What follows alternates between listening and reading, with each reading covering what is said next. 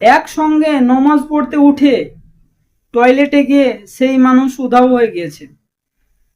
এই ভাইয়ের মুখ থেকে তার গল্পটা কি হয়েছিল সেই বিষয়ে পুরোটা শুনুন, তাহলে আপনাদের গায়ে কাঁটা দিয়ে উঠবে। তো চলুন ভিডিওটি দেখা যাক সম্পূর্ণ।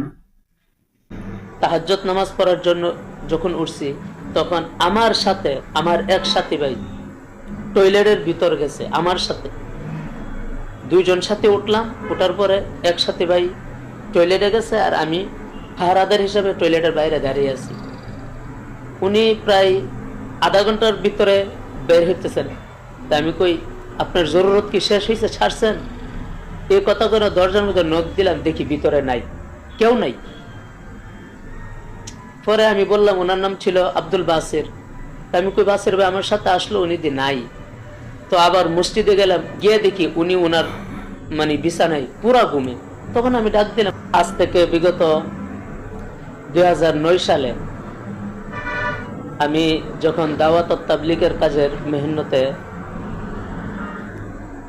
রংপুর সফর করি, তো রংপুর সফর করা অবস্থায় ওই এলাকাটা খুব ভয়ানক একটা এলাকা। যে এলাকাতে আমরা আমাদের রূপ দিছে, বা আমরা ঢাকা কাকরাইল থেকে যে মসজিদে অবস্থান করছি, সেই মসজিদের অবস্থানটা এরকম, এটা ভয়ানক একটা জায়গার মধ্যে, খুব একটা কি বলবো, খুব বিশৃঙ্খল একটা জায়গার মধ্যে। তো ওই মসজিদে যাওয়ার পরে তো দাওয়াত ও তাবলীগের মেহনত যারা করে তারা তো প্রত্যেকটা মসজিদের মধ্যে 3 দিন করে সময় দেয়। তো ওই মসজিদে আমরা 3 দিন সময় দেওয়া অবস্থায় 3 দিন আমাদের সাথে ভয়ঙ্কর 3টা ঘটনা ঘটে গেছে।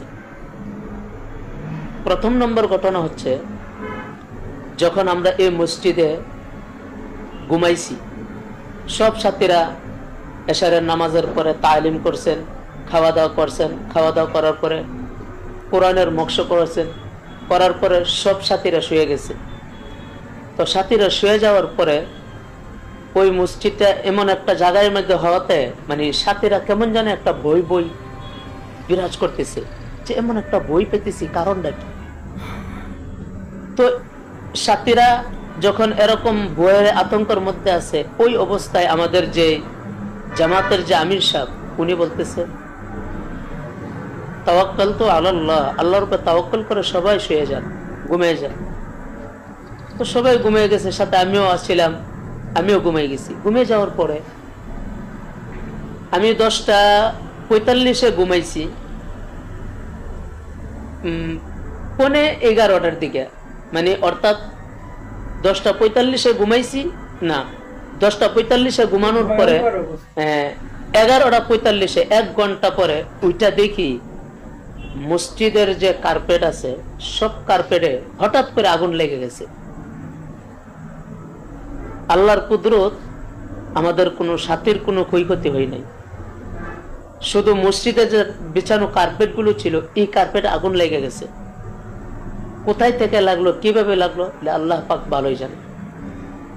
এটি হলো প্রথম দিনের ঘটনা। দ্বিতীয় দিনের ঘটনা হচ্ছে যে, ওই মসজিদে যখন দ্বিতীয় রাত্র আমরা ঘুমাইছি, তখন আমি রাত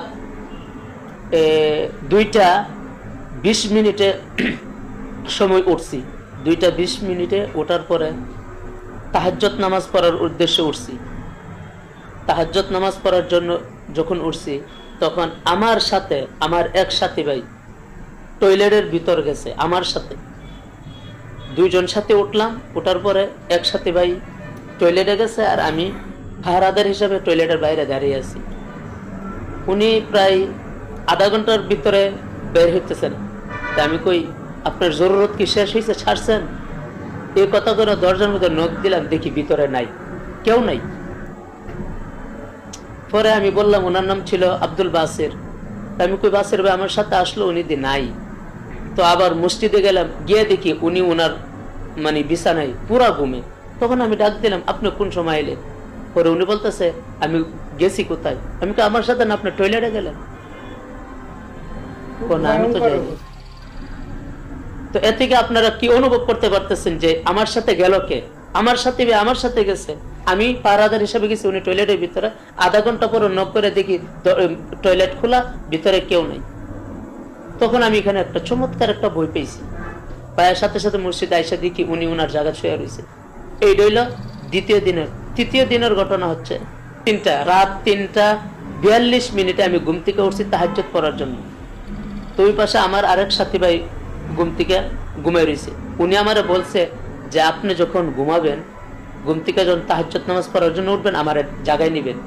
এই হিসাবে উনি আমার সাথে ঘুমাইছে। তা আমি বলছি ইনশাআল্লাহ। তো উড়ানোর পরে ওনারা জায়গায় দিছি, ভাই উঠেন, তাহাজ্জুদ নামাজ পড়বেন। হ্যাঁ। তো দুইজন একসাথে উজু করতে বেরিয়েছি।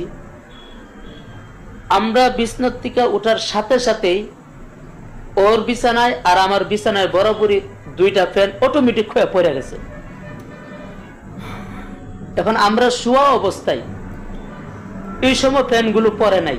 আমরা যখন ওইটা আমাদের বিছানার পাশে আসছি, তখন দুইটা ফ্যান অটোমেটিক ছুটে পড়ে গেছে।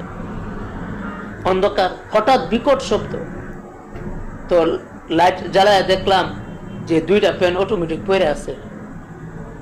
আমরা উঠছি, ওঠার পরে পরে এই দুইটা ফ্যান, এই সিলিং যে ফ্যান যে ঘুরে, এই ফ্যানগুলোর কথা বলতেছি, ফ্যানগুলো পড়ে গেছে। এই যে ভয়ানক 3টা কাণ্ড আমাদের সাথে ঘটে গেল, এই ঘটনা থেকে আমরা ওই দিন শিক্ষা পেয়েছি যে না, হয়তো আমাদের আমলের কিছু কমতে হওয়ার কারণে হয়তো আমাদের এই এটা মুসিবত না, আল্লাহর পক্ষ থেকে একটা পরীক্ষা আমাদেরকে দেখাইছে। আল্লাহ আমাদেরকে এরকম বড় বড় বিপদ থেকে, আপদ থেকে হেফাজত করুক। আমিন।